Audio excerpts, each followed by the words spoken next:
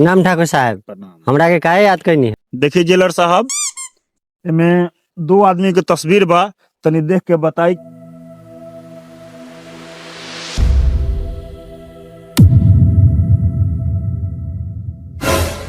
ठाकुर साहब ई तो जय बीरू बा। ई दोनों तो एक नंबर के चोर चुट्टा बदमाश हवन सब। बाकी रहुआ एकनी के काय खोजतानी? सुनी जेलर साहब, एक नंबर के चोर चका बदमाश हवन स, बाकी दिल के भी अच्छा आदमी हवन स। एक बार के बात हो, जय बीरू हमरा जंगल में भेटाइल रहे।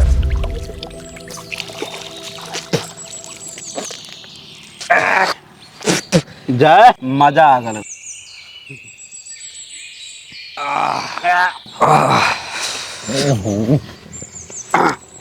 चल जय। देख बीरू, हाँ जय।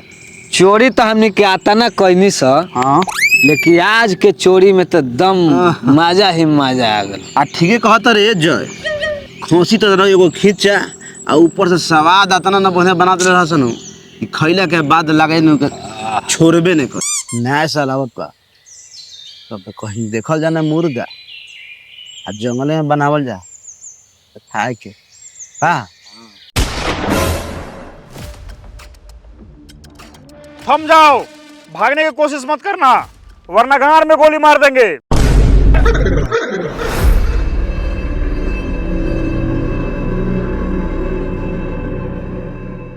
तोहनी के कैसन चोर बारा सरे, लोग के खसी चोरा के खा गइल स। देखे जेलर साहब, हमने के खाए पिए में बहुत शौकीन हिया सा। और सुनी जेलर साहेब, यदि हमनी के कस के भूख लगल हो तो राउर चूतर फल बना के खा जाओ। जो रे सारावा बीरुआ, वो में तो गांदा रहेला रे। ए चलो बकवास मत करो, चलो। लागत बा डाकू आ गइल।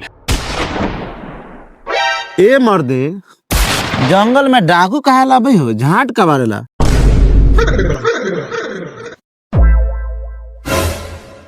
देख, डाकू के यही रास्ता बाबा गांव में घुसे के। देखी जेलर साहेब, हमनी के हाथ छोड़ी, अब डाकू आए गइल बा, राउर गांव में तो गोली मरबे करी। ना ना हे कर। छोड़ी जेलर साहब, छोड़ी जेलर साहब। अरे तोहनी को भरोसा नहीं कि तोहनी के भाग जेलर जाइबो। साहब छोड़ी जेलर साहब, छोड़ी जेलर साहब। अरे ना तोहनी को हमरा भरोसा नहीं कि भाग जाइबो सा। देखी जेलर साहब, डाकू तो आइए गइल बा, हमने के गाड़ में इतना गोली मारी नु कि एजे गाड़ चियार के मर जाए। चलो जेलर साहब।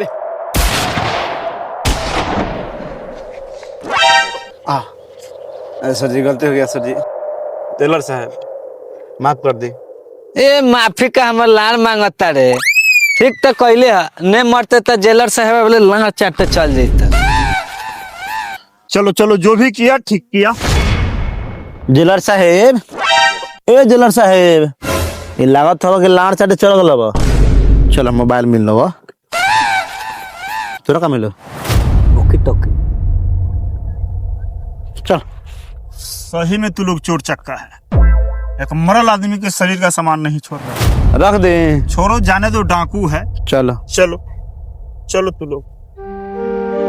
देखिए जेलर साहब, अगर तोहके जय बीरू भेटाई तो बोल दे कि ठाकुर साहब मिले के बोलैले हैं। ठीक बा ठाकुर साहब, प्रणाम।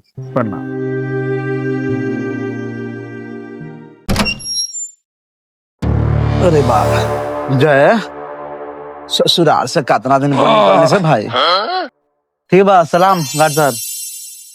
जय। हाँ बीरू, ससुराल से तो अब आ गई नहीं जा। भाग रे सारा, ससुराल से कि जेल से आवत थी। अरे पागला, जेल कह चाहे ससुराल का बात तो हमनी के बराबरे हो। हाँ वो तो है ये है। काहे के सारा जेलरा जब तक रहबो नु हमनी के अंदर ठुसत रहबो।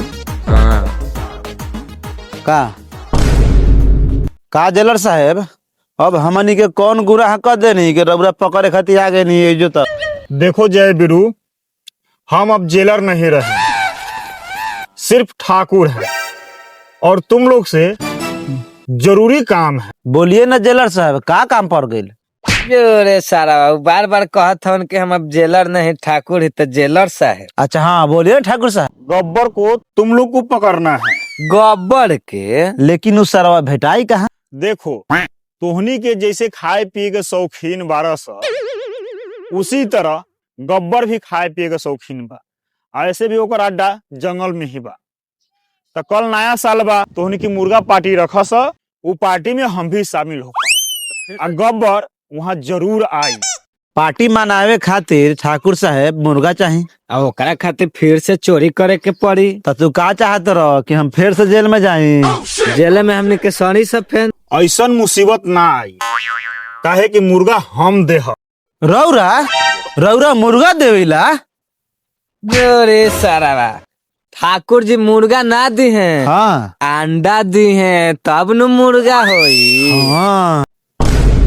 अरे सारावा, ना हम अंडा दिहिले ना मुर्गा दिहिले, हम पैसा देहब, जाके बाजार से मुर्गा किन के लइहस आ पार्टी रख नया साल के, जरूर गब्बर आई। ओ अच्छा ई बात बा। गोबर के पकड़े खातिर रौरा मुर्गा के जाल बिछैले बानी। ओकरा ले बढ़िया बकरा के जाल बिछैते। जा काल जंगल में भेंट हुई। ठीक बा ठाकुर साहब। ठीक बा। ला रही ठाकुर साहब के कहने के गैस ले आवा तो चूल्हा पर मुर्गा बनावा। ठाकुर साहब, हाँ गोबर सरवा आई कि खाली आंचे लगाई जा हमनी के? ना आई गब्बर आई, मुर्गवा के गंध से जाए तो ओकरा भी वो तुरंत आई, दौगल आई। जय, हाँ बिरू, चावल हो गया क्या? चावल हो चलल है लेकिन सरवा गब्बर आया नहीं। ए जय, चावल तो हो ही गले, अब मुर्गा हो गले, हमारा लागल कस के मैदान। चलो जाते मैदान फिर आवल जा का। चल देखत राम ठाकुर साहब। ठीक देखत रहा।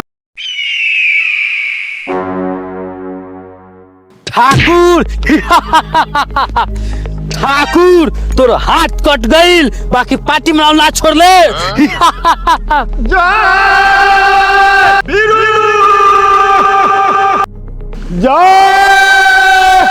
जाले ठाकुर, तोरा बचावे कोई नहीं।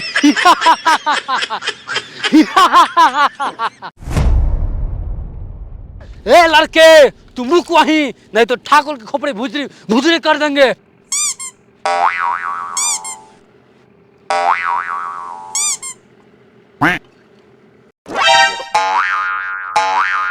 ये इशारा का देते बड़े लाड़, ठाकुर साहब के हाथ है, उठाइए के हमर लाड़ से। यहाँ रात गब्बर के चल रहा, तू यहाँ मीट भात खाइबे, हल्की सो खाना देम।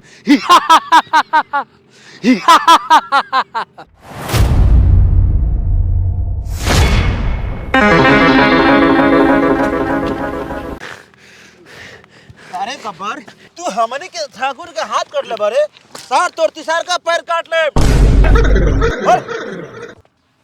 अरे बीरू, हाँ आई तिसार का पैर का हो खले रे? अरे सारा जूझी हो। ठाकुर कहिए तो मार दे गब्बर के गाड़ में गोली। ना अभी मत मारो, छोड़ दो, भाग के जाएगा कहाँ?